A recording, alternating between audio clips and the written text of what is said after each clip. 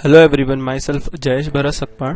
आज हम लोग सीखने वाले हैं लेवरेज। टॉपिक स्टार्ट करने के पहले हम जान लेते हैं meaning of a word lever. Lever क्या होता है? तो लीवर एक सिंपल मशीन है जिससे हम क्या कर लेते हैं, एक हैवी लोड इजीली उठा पाते हैं विद लेस एफर्ट।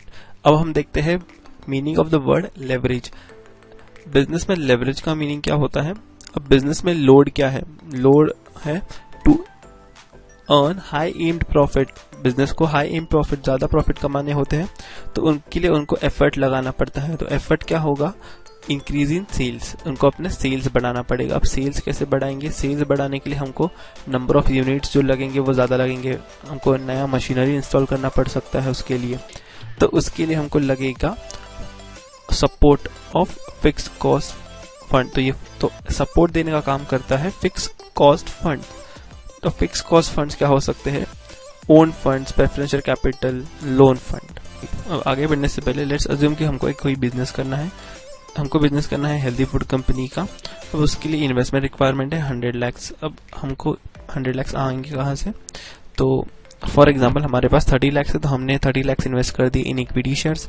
अब बचे हुए पैसे हमने आउटसाइडर से बोरो कर लिए, जैसे कि प्रेफरेंशियल होल्डर्स से 20 lakhs ले लिए एंड 50 lakhs ले लिए फ्रॉम बैंक्स, या फिर इसको हम लोग बोलेंगे बोरोड फंड, जिसके ऊपर हमको क्या पे करना होता है? इंटरेस्ट। नेक्स्ट आता है टाइप्स ऑफ एक्सपेंसेस। बिजनेस में एक्सपेंसेस कौन से टाइप्स के होते हैं?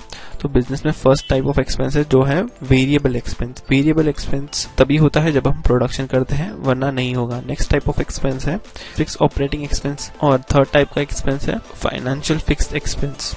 तो ये जो फिक्स एक्सपेंस होता है वो प्रोडक्शन नहीं होगा तो भी हम इनकर करने ही वाले होते हैं। नेक्स्ट हम देखते हैं order of expense. Order of expense, अब पेमेंट कैसे कैसे किया जाता है बिजनेस में? बिजनेस में पहले पेमेंट होता है वेरिएबल कॉस्ट का, उसके बाद पेमेंट होता है अपना ऑपरेटिंग फिक्स कॉस्ट का, और इसके बाद पेमेंट होता है इंटरेस्ट फिक्स कॉस्ट का। इसके बाद पेमेंट होता है to government in the form of taxes. उसके बाद अगर प्रॉफिट बचता है तो ओनर्स को जाता है। ओनर्स में भी पहले किसको मिलेगा? प्रेफरेंशियल होल्डर्स को। प्रेफरेंशियल होल्डर्स को मिलने के बाद अगर कुछ प्रॉफिट बच जाता है तो वो मिलता है इक्विटी शेयर होल्डर्स को। ओके, अब इसी के बेसिस पे हमको इनकम स्टेटमेंट बनाना है। इनकम स्टेटमेंट में हम लोग फर्स्ट आइटम लेते हैं सेल्स। सेल्स में से हम लोग पहले माइनस करते हैं variable cost. Variable cost minus करने के बाद जो हमको बचता है उसको हम लोग बोलते हैं कॉन्ट्रीब्यूशन। तो कंट्रीब्यूशन में से हम लोग माइनस करते हैं fix cost excluding interest. Interest छोड़ के जो भी फिक्स कॉस्ट है हमको माइनस करना है। उसके बाद हमको जो मिलता है ईबीआईटी। ईबीआईटी में से हम लोग माइनस करते हैं इंटरेस्ट।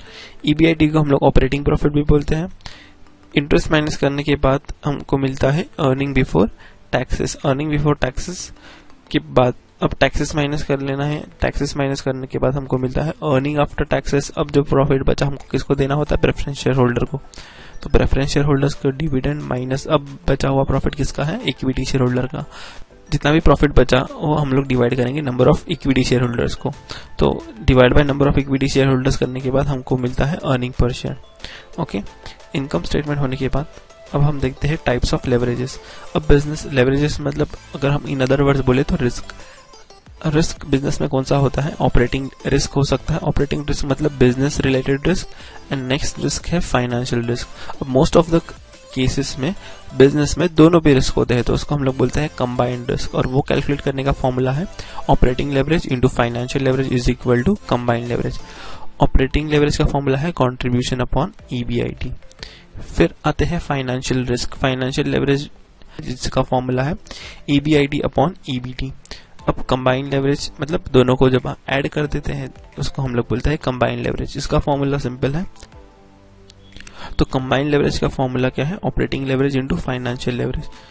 ठीक है, इसको याद रखने का एक टेक्निक है through income statement. Operating leverage का फॉर्मूला क्या था? Contribution upon EBIT. यही है अपना ऑपरेटिंग लेवरेज। अब ईबीआईटी से हमको क्या माइनस करना है? इंटरेस्ट। इंटरेस्ट माइनस करने के बाद हमको मिलता है अर्निंग बिफोर टैक्सेस।